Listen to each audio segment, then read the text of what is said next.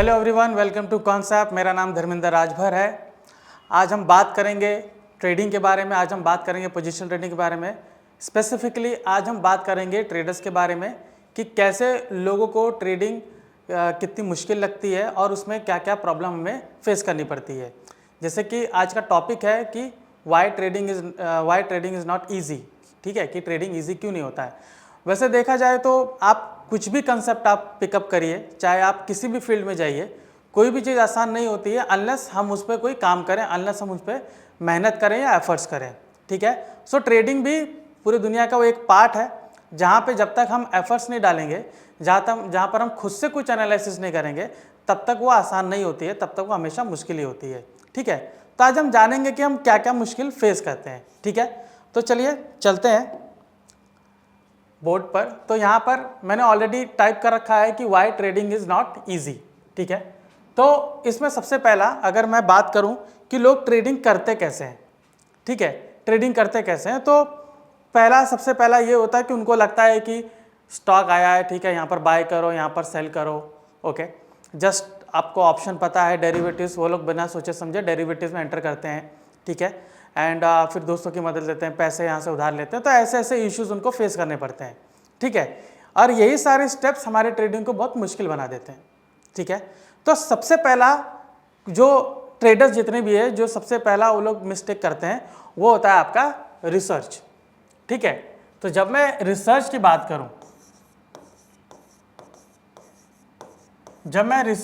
करूं, तो सबसे पहला मुझे ये जानना है कि जो ट्रेडिंग है या इन्वेस्टमेंट है, वो यहां पर मुझे देखना है कि how it works,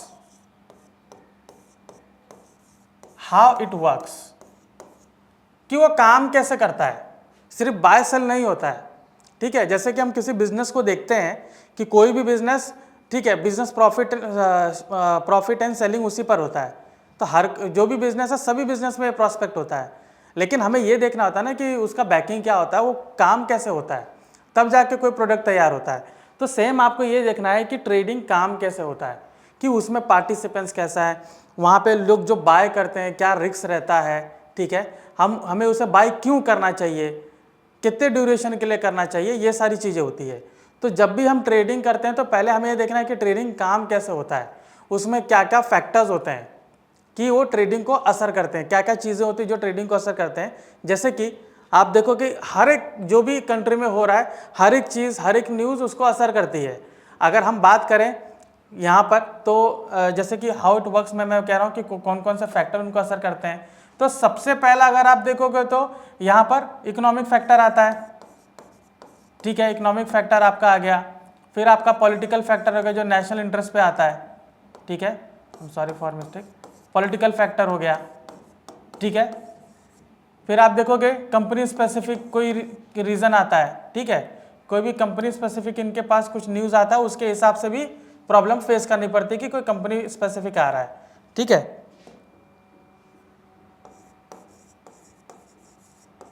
company specific, और जो भी इसमें आप देखोगे सबसे इंपॉर्टेंट यहाँ पर होता है, ये तो सारी न्यूज़ है, सबसे इंपॉर्टेंट यहाँ पर क्या आता है, इंस्ट्रूमेंट। आप कौन सा इंस्ट्रूमेंट में ट्रेड करना चाहते हो वो इंपॉर्टेंट होता है।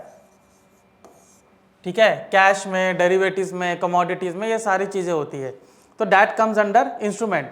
तो पहले हमें रिसर्च करना पड़ता है कि हाउ इट वर्क्स। ठीक है, मुझे ये करना चाहिए, ये कैसे काम करता है, एंड मुझे ये करना चाहिए कि नहीं, whether I should do it और नॉट। ठीक है, ये मुझे जानना पड़ेगा, पहले रिसर्च करना पड़ेगा कि ट्रेडिंग मुझे करना चाहिए कि नहीं, मेरे पास टाइम मिलेगा कि नहीं। ठीक है, या फिर मैं इसमें जो भी फोकस करना चाहता हूँ वो मुझे दे पाऊंगा या नहीं, ये बहुत इंपॉर्टेंट होता है। तभी आप देखोगे कितने लोग इन्वेस्टमेंट करते हैं, कितने लोग ट्रेडिंग करते हैं। और इन्वेस्टमेंट भी आप देखते हैं कि वो खुद से नहीं करेंगे, ब्रोकर्स के पास करते हैं, नहीं तो म्यूचुअल फंड में कुछ भी म्यूचुअल फंड उठा के वो एंटर कर देते हैं। ठीक है, तो वैसा नहीं होता है, आपको रिसर्च करना पड़ता है कि मुझे कैसे करना है और मुझे करना चाहिए कि नहीं, और ये चीज़ कैसे काम करती है। तो सबसे इंपॉर्टेंट यहाँ पर रिसर्च में अगर मैं बोलूँ तो ये आता है। ठीक है, फिर आपका जब ट्रेडिंग अगर आपने सेलेक्ट कर लिया है, ठीक है, कि मुझे ट्रेडिंग करना है, तो पहले आता है कि ट्रेडिंग में आपका आता है सिलेक्शन, यानी टाइप्स। ठीक है, पहले सिलेक्शन का प्रॉब्लम होता है कि अगर आप ट्रेडिंग कर रहे हो तो ट्रेडिंग आपको कौन सा करना है, पोजिशनल करना है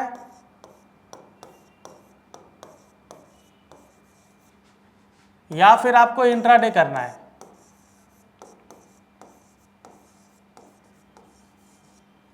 ठीक है, सिलेक्शन रहता है पोजीशन करना है कि इंट्राडे करना है।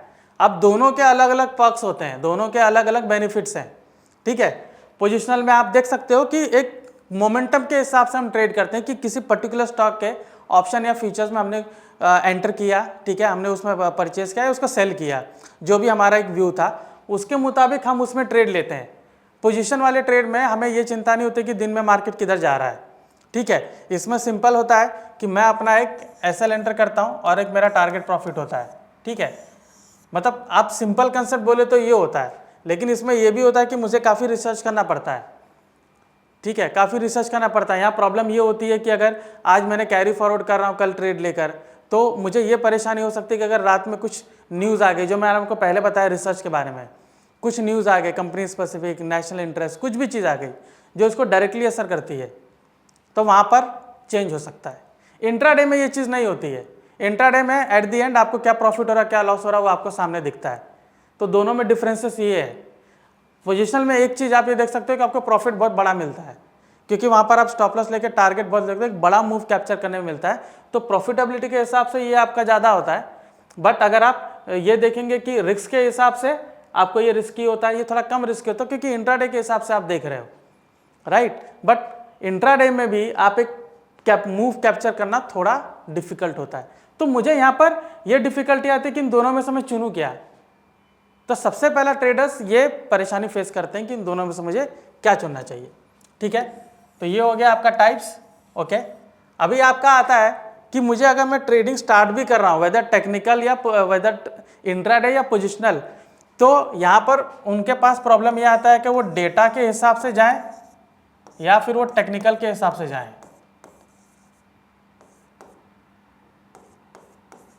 ठीक है, टेक्निकल के हिसाब से जाएं। अभी आपको ये बात समझना होगा कि दोनों एक ही सिक्के के दो पहलू हैं। ठीक है, विदाउट डेटा टेक्निकल काम नहीं करेगा। अगर टेक्निकल यूज़ करो तो उसके साथ डेटा कंबाइन करोगे तो आपका काम अच्छा आएगा। तो हमें दोनों यूज़ करना चाहिए। बट यहाँ पर प्रॉब्लम उनको ये आती है कि वो डेटा यूज़ करें। कुछ लोग सिर्फ डेटा के हिसाब से ही ट्रेड पूरा करते हैं। ठीक है, फिर डेटा अगर उनको ढंग से रीड करने नहीं आएगा तो यहाँ उनको प्रॉब्लम होता है। फिर कुछ लोग सिर्फ टेक्निकल यूज़ करते हैं, तो टेक्निकल में भी वही चीज़ आती है कि अगर ढंग से यूज़ नहीं कर रहे हैं उसको, बहुत सारे पैटर्न्स है, बहुत सारे, आप चाहे कैंडलस्टिक पैटर्न लो, चार्ट पैटर्न लो, बहुत सारी चीज़ें हैं। ठीक है, तो अगर उन्होंने उसमें महारत हासिल नहीं की तो वहाँ पर भी उनको प्रॉब्लम होता है। ठीक है, तो अभी हमारे सामने दोनों चीज़ें होती है। जो नए ट्रेडर्स आते हैं उनको दोनों जगह दिखता है कि यहाँ पर इतना प्रॉफिट है, यहाँ पर ये है, तो उसमें चुनने में उनको डिफिकल्टी आती है कि मुझे डेटा के हिसाब से जाना चाहिए या मुझे टेक्निकल के हिसाब से जाना चाहिए। तो यहाँ पर चॉइस करने में उनको काफ़ी प्रॉब्लम फेस करनी पड़ती है। ठीक है, अभी इसमें प्रॉब्लम इसलिए होती है क्योंकि आप देखोगे अलग अलग आपको प्लेटफॉर्म मिलते हैं, हर एक चीज़ के अलग अलग, डेटा के हिसाब से भी, टेक्निकल के हिसाब से।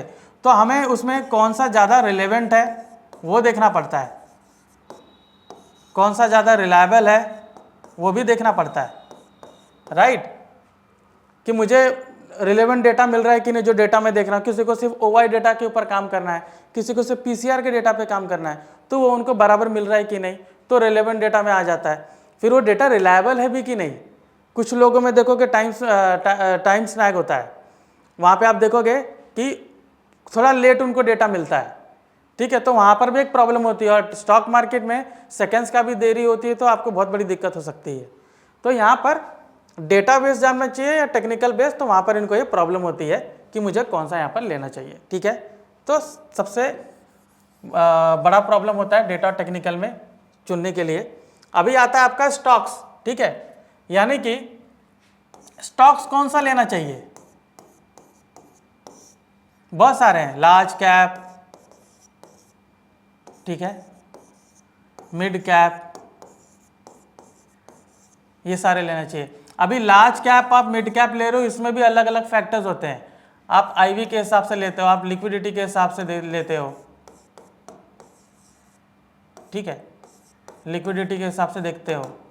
वोलेटिलिटी जो होता है, इम्प्लाइड, ये पर इम्प्लाइड वोलेटिलिटी है, उसी की बात हो रही है बस। यहाँ पर वोलेटिलिटी का मतलब ये है, इम्प्लाइड वोलेटिलिटी होता है कि ऑप्शन में जो चेंजेस आता है उसकी बात हो रही है।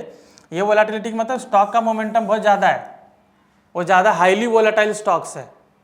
ठीक है, तो उसमें एक दिक्कत आती है तो कोई भी स्टॉक सिलेक्शन के लिए मुझे ये सारी प्रॉब्लम फेस करनी पड़ती है कि मुझे ये स्टॉक को कैसे सेलेक्ट करना चाहिए, मुझे यहाँ पर पूरी दिक्कत आती है। अगर आप देखोगे किसी भी ट्रेडर्स को आप पूछेंगे तो कहेंगे कि स्टॉक सिलेक्शन प्रॉब्लम आती है। अभी आपके पास इतने सारे स्टॉक्स हैं, निफ्टी 50 में खुद 50 स्टॉक्स हैं, आप एक साथ 50 स्टॉक्स को एनालाइज नहीं कर सकते हो, एक साथ 50 स्टॉक को एनालाइज नहीं कर सकते हो, तो यहाँ पर दिक्कत आती है स्टॉक सिलेक्शन में। पता चला आपने 10 स्टॉक को लिया और उसी 40 स्टॉक में से कुछ 4-5 स्टॉक है जिन्होंने दिन में 10% मूव दे दिया, तो फिर हम सर पे हाथ रखते हैं कि काश वो स्टॉक हम देख लिए होते तो हमें एक बड़ा मूव कैप्चर करने में मिल जाता। तो सबसे बड़ा ड्रॉबैक अगर यहाँ पर आप देखोगे सिलेक्शन में तो वो स्टॉक सिलेक्शन में आता है, सबसे बड़ा ड्रॉबैक। कि कोई भी आप किसी भी ट्रेडर्स को देखिए, कुछ ना कुछ स्टॉक रह ही जाता है जिसने बहुत बड़ा मूव दिया है और किसी ने लकीली पकड़ लिया। तो stock selection is very difficult, आप देखोगे, ठीक है।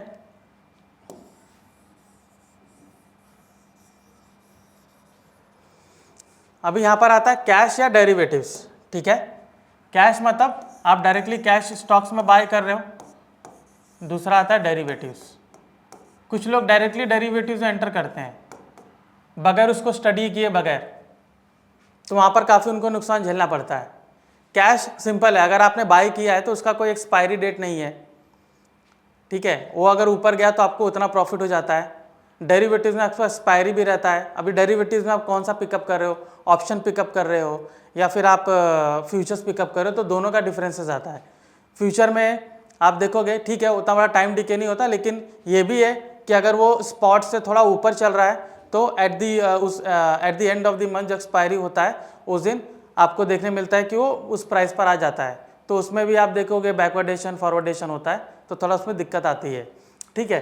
बट वो उतना बड़ा दिक्कत नहीं जितना आपको ऑप्शन में देखने को मिलता है कि वहाँ पर आप देखोगे काफ़ी टाइम डीके है, ठीक है, जो थीटा फैक्टर होता है, वोलेटिलिटी है, एक्सपायरी में कितना दिन बाकी, उसके हिसाब से उसमें टाइम डीके होता है। तो ऑप्शन एक बहुत बड़ा रिस्की फैक्टर, ऑप्शन एक बहुत बड़ा रिस्की इंस्ट्रूमेंट है जिसमें लोग ट्रेड करते हैं। लोग ज़्यादातर लेते हैं क्योंकि वो सस्ता मिलता है और वहीं पर वो मार खा जाते हैं, वहीं पर उनको नुकसान झेलने को ज़्यादा दिखता है। तो हमें प्रॉब्लम यहाँ पर ये आती है कि मुझे कैश में ट्रेड करना चाहिए कि डेरिवेटिव्स में, ठीक है। कैश में प्रॉब्लम ये होती है कि आपको ज़्यादा कैपिटल लगता है, कैपिटल इंटेंसिव होता है ये, ठीक है। अगर मैं किसी 3000 का स्क्रिप है, उसको मैं 100 क्वांटिटी लेना चाहूँगा, मान लीजिए 3000 का स्क्रिप है, 1% मूव देगा, ठीक है, 1% या 0.5% भी मूव देता है तो मतलब वो कुछ 15 रुपये ऊपर जाएगा। तो वहाँ पे अगर मैं बाय करूँगा 100 क्वांटिटी तो आप देखिए मुझे 3 लाख का इन्वेस्टमेंट लगेगा। वहीं पर ऑप्शन में आपको कम इन्वेस्टमेंट में वो ट्रेड हो जाता है, उतना प्रॉफिट निकालने में आसानी होती है थोड़ा, लेकिन रिस्की है। जिसको पता है वो आसानी से कर सकता है, ठीक है। तो कैपिटल के हिसाब से देखोगे तो ये ज़्यादा ये कम है, लेकिन रिस्क के हिसाब से देखोगे तो बहुत ज़्यादा रिस्की है और ये कम रिस्की है, ठीक है। तो ये प्रॉब्लम होती है। दूसरा आता है हमारा, फोर्थ वन आता है आपका रिस्क मैनेजमेंट, ठीक है। फोर्थ वन अगर आप देखोगे तो आपका रिस्क मैनेजमेंट एक आता है। तो फोर्थ टॉपिक है आपका रिस्क। तो रिस्क मैनेजमेंट मैं शॉर्ट फॉर्म में लिख रहा हूँ, रिस्क मैनेजमेंट, ठीक है। मतलब आप कितना कैपिटल लगा रहे हो, ये इम्पोर्टेंट है। स्टॉप लॉस कितना लगा रहे हो, ये इम्पोर्टेंट है। और आखिरी सबसे इम्पोर्टेंट इसमें है स्ट्रैटेजी, जो ऑप्शन स्ट्रैटेजी होती है, ये इम्पोर्टेंट है, ठीक है। कैपिटल कुछ लोग सीधा 10 लाख रुपए लाते हैं और 10 लाख से स्टार्ट करना शुरू करते हैं और पूरा कैपिटल वाइप आउट हो जाता है। स्टॉप लॉस बगैर स्टॉप लॉस के करते हैं, वो सोचते हैं कि वो हमारा ये तरीका बहुत अच्छा है, स्टॉप लॉस क्या लगाने की ज़रूरत है, वहाँ से कभी बाउंस बैक होता है। लेकिन वो ही नहीं सोचते हैं कि कभी बहुत बड़ा लंबा कैंडल मार के नीचे चला जाता है, तो वहाँ उनको स्टॉप लॉस बहुत बड़ा हो जाता है, ठीक है। और कितने लोग अप्रोप्रिएट स्टॉप लॉस भी नहीं लगा पाते हैं कि मुझे कहाँ स्टॉप लॉस लगाना है। वो सोचते हैं कि ठीक है हम यहाँ पर डायरेक्टली स्टॉप लॉस लगाते हैं, परसेंटेज वाइज स्टॉप लॉस लगा लेते हैं जहाँ पर उनको ज़्यादा लॉस देखने को मिलता है। फिर आपका आता है स्ट्रैटेजीज़। तो अगर मैं स्ट्रैटेजीज़ की मैं बात करूँ तो बहुत सारे ऑप्शन स्ट्रैटेजीज होते हैं जो रिस्क को डिफाइन करते हैं, वो मुझे देखना बहुत ज़रूरी है क्योंकि उसमें मेरा लॉस जो है वो मिनिमाइज हो जाता है, ओके। तो ये सारी चीज़ें जो रिस्क मैनेजमेंट में इंपॉर्टेंट है। फिर आपका आता है साइकोलॉजी, ठीक है। फिर आपका आता है इसमें साइकोलॉजी। तो अगर मैं साइकोलॉजी की मैं बात करूं माइंडसेट होता है, माइंडसेट होता है कि आपका लॉस बेयरिंग कैपेसिटी कितना है, लॉस बेयरिंग कैपेसिटी, ठीक है। दूसरा आपका इसमें आता है कि ट्रेडिंग जो करते हैं, ठीक है, अभी कोई भी बिजनेस स्टार्ट करता है तो वो सोचते हैं कि मैं कितने कैपिटल से स्टार्ट कर रहा हूँ, मैं कितना लॉस बेयर कर सकता हूँ, कितना प्रॉफिट बेयर कर सकता हूँ, तो एक साइकोलॉजी का इंपॉर्टेंट फैक्टर है। दूसरा इसमें आता है आपका इम्पल्सिव डिसीजन, इम्पल्सिव डिसीजन, ठीक है। कई बार लोग ट्रेड करते हैं, उनका एक स्टॉप लॉस होता है, 2 स्टॉप लॉस होता है, तीसरे ट्रेड में क्या करते हैं, ह्यूज क्वांटिटी लेते हैं, सोचते हैं कि मेरा दोनों स्टॉप लॉस कवर होगा प्लस मेरा प्रॉफिट भी होगा, वहाँ पर अगेन लॉस होता है। चौथे में और बड़ी क्वांटिटी लेते हैं, इससे जो बड़ा अमाउंट लेकर आते हैं वहाँ पर वाइप आउट हो जाता है। वो ये नहीं सोचते कि हमारा 1-2 स्टॉप लॉस हिट हो गया तो बंद कर दें, ठीक है। तो इम्पल्सिव डिसीजन इसका सबसे बड़ा रीज़न है। जितने भी ट्रेडर्स आप मिले जिन्होंने बहुत ज़्यादा लॉस किया है, वो सबसे ज़्यादा अगर देखेंगे तो इम्पल्सिव डिसीजन की वजह से लॉस किए हैं। वो सोचते हैं कि हम यहाँ पे ह्यूज कैपिटल लगाएंगे, हमको बहुत ज़्यादा मिल जाएगा। वो एक रिस्क फैक्टर को लेकर एक मिनिमम कैपिटल से वो ट्रेड नहीं स्टार्ट करना चाहते हैं, क्योंकि उनको ऐसा लगता है कि स्टॉक मार्केट है, एक ही दिन में हम करोड़पति बन जाएंगे। बट दे डोंट अंडरस्टैंड कि ये प्रोसेस है, स्टेप बाय स्टेप सीखना पड़ता है, ठीक है। तो यहाँ पर आपको इम्पल्सिव डिसीजन लेते हैं, साइकोलॉजी में इंपॉर्टेंट है। दूसरा होता है माइंडसेट। अब यहाँ पर माइंडसेट की बात इसलिए कर रहा हूँ मैं, माइंडसेट ये है कि अगर आप लॉस देखते हैं, लॉस में लॉस हो रहा है, वहाँ पर वेट करते हैं कि मेरा यहाँ से ट्रेड ऊपर जाएगा, लेकिन जैसे ही वहाँ पर एक कॉस्ट टू कॉस्ट आता है वहाँ पर वो एग्जिट कर लेते हैं। वो लॉस में रुकते हैं, प्रॉफिट में नहीं रुकते हैं। तो माइंडसेट भी एक इम्पॉर्टेंट है, ठीक है। कई लोगों को मैंने देखा है, नीचे 2000 रुपये का लॉस हो रहा, ऊपर जैसे 200 का प्रॉफिट होता है एग्जिट कर लेते हैं। वो ये नहीं जान रहे कि मेरा रिस्क रिवॉर्ड एक फैक्टर है कि अगर मैं 1:2 का रेशो अगर मैं नहीं ले रहा हूँ तो मैं कितनी भी स्ट्रैटेजी अपना लूँ मैं उसमें प्रॉफिटेबल नहीं बनूंगा। तो माइंडसेट एक इम्पॉर्टेंट फैक्टर है इसमें, ठीक है। अभी ये चीज़ होता है कि ये सारी चीज़ें आपको मिल जाएंगी, ठीक है। ये सारी चीज़ें अभी इसका सोल्यूशन कॉन्सेप्ट से आपको मिल जाएगा, लेकिन आपको ये साइकोलॉजिकल फैक्टर खुद से बनाना पड़ेगा, खुद से बनाना पड़ेगा, ठीक है। इसमें ये सारी चीज़ें जो ऊपर के जो प्रॉब्लम्स है, रिसर्च के, सिलेक्शंस के, data, technical, stocks, cash derivative, risk, ये आपको एवरीथिंग मिल जाएगा स्टॉक्स कॉन्सेप्ट में। बस ये आपको लास्ट जो साइकोलॉजी है ये खुद से डेवलप करना पड़ेगा। तो जैसे मैं रिसर्च की बात कर रहा था, तो अगर मैं कॉन्सेप्ट में जाता हूँ, ठीक है, आपको रिसर्च करना है, ऑलराइट, तो डेटा के हिसाब से रिसर्च करना है, मुझे स्टॉक को किस तरीके से रीड करना है, तो आपको सारे टूल मिल जाएंगे। अगर आपको फंडामेंटली जाना है तो ट्रेडिंग में जाएंगे, I mean fundamental in the sense positional के हिसाब से जाना है तो आपको ये मिल जाएंगे। आपको ट्रेड करना है कि नहीं करना है ये तो सोनली आपका डिसीजन होता है। तो आप एक बार क्या कर सकते हो, ऑप्शन आर्किटेक्ट में इस्तेमाल कर सकते हो कि मैं इसमें कुछ दिन तक मैं एक पेपर ट्रेडिंग करके देखता हूँ, प्रॉफिटेबल है तो मैं डिसीजन ले सकता हूँ कि मैं ट्रेडिंग में जाना चाहता हूँ, ठीक है। तो रिसर्च का आपको यहाँ पर मिल चुका है आंसर। अभी आता है कि आपको पोजिशनल करना है कि आपको इंट्राडे करना है, वो भी आपके ऊपर डिपेंड है। क्वांट मॉडल में आपको इतने सारे जो टूल्स हैं ये आपको पोजिशनल ट्रेडिंग के बारे में बताते हैं। राइटर का भी टूल है, स्कैल्पिंग का भी है, पोजिशनल का भी है। तो अगर आप इसको यूज़ करते हैं और जहाँ पर आपको लगता है कि मुझे यहाँ पर प्रॉफिट मिल सकता है, पोजिशनल में ज़्यादा मुझे प्रॉफिट मिला, तो पोजिशन की ओर जाइए। अभी जब आप इंट्राडे के हिसाब से जा रहे हो तो इंट्राडे के टूल्स के लिए आप ट्रैक में जाइए। यहाँ पर आपको ट्रिगर्स है, ऑप्शन चेन है, ओपन इंटरेस्ट है, ये सारे आपको इंट्राडे के ट्रेड आपको बताते हैं। ऑप्शन बिल्टअप है, ये भी आपको इंट्राडे के टूल के बारे में बताता है। इंडेक्स कंट्रीब्यूशन, दिन भर में आप देखोगे कौन सा स्टॉक ज़्यादा कंट्रीब्यूट कर रहा है। हीट मैप में आप देख सकते हो कि कौन सा स्टॉक ज़्यादा मूव कर रहा है, ठीक है। और बिल्टअप सिंबल में देख सकते हो कि किस पर्टिकुलर स्टॉक में लॉन्ग बिल्टअप, शॉर्ट बिल्टअप चल रहा है, तो उससे उसका डायरेक्शन पता होता है। वो आपको हेल्प करता है एक पर्टिकुलर ट्रेड लेने में कि मुझे बुलिश लेना चाहिए कि बैरिश लेना चाहिए, ठीक है। तो इंट्राडे के लिए आपको मिल गया।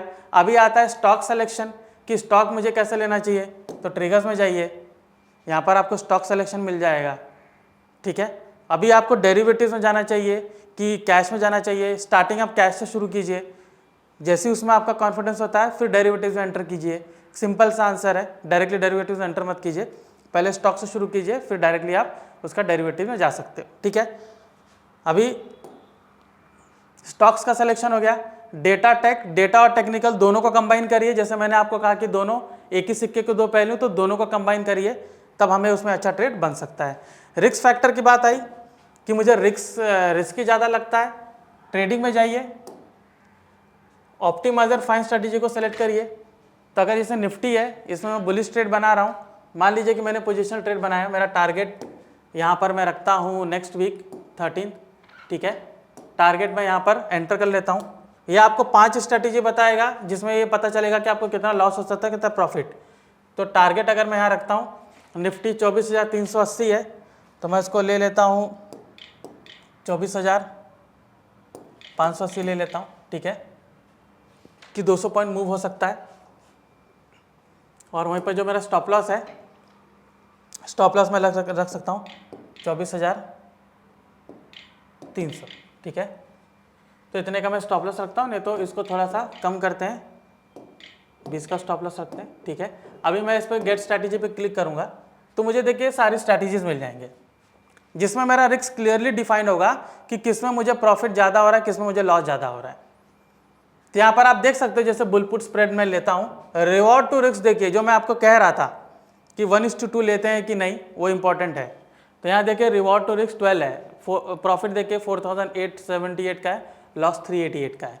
यहाँ पर बुल कॉल स्प्रेड लेते हैं, रिवॉर्ड टू रिस्क देखिए 6.41 है, प्रॉफिट मेरा कितना है 4439, लॉस मेरा 692 है। सिमिलरली लॉन्ग कॉल लेते हैं तो इस तरीके का आपको यहाँ पर प्रॉफिट मिल सकता है। तो ये जो मैं स्ट्रैटेजी में आपको बता रहा हूँ, ये आपका रिस्क को डिफाइन करता है, रिस्क मैनेज करता है, ठीक है। मैं अभी लॉन्ग नेकेड कॉल या पुट लेते हैं तो उसमें आपको लॉस ज़्यादा मिलता है, बट अगर आप इसके थ्रू जाएंगे तो आपको रिस्क डिफाइन होता है कि आपको इतना लॉस हो सकता है, इस पर्टिकुलर स्टॉप लॉस पे आपका लॉस कम हो जाता है, ठीक है। सो ये था हमारा कॉन्सेप्ट का टूल, जो आपको मैंने 5 प्रॉब्लम बताई, 4 का सोल्यूशन है हमारे पास, 5वां जो सोल्यूशन आपको खुद करना पड़ेगा, ठीक है। सो ये था आज का टॉपिक कि ट्रेडिंग आसान क्यों नहीं है, ठीक है। और भी ऐसे जानकारीपूर्ण तत्व जानने के लिए कॉन्सेप्ट से जुड़े रहिए। मैं धर्मेंद्र राजभर, आपका धन्यवाद।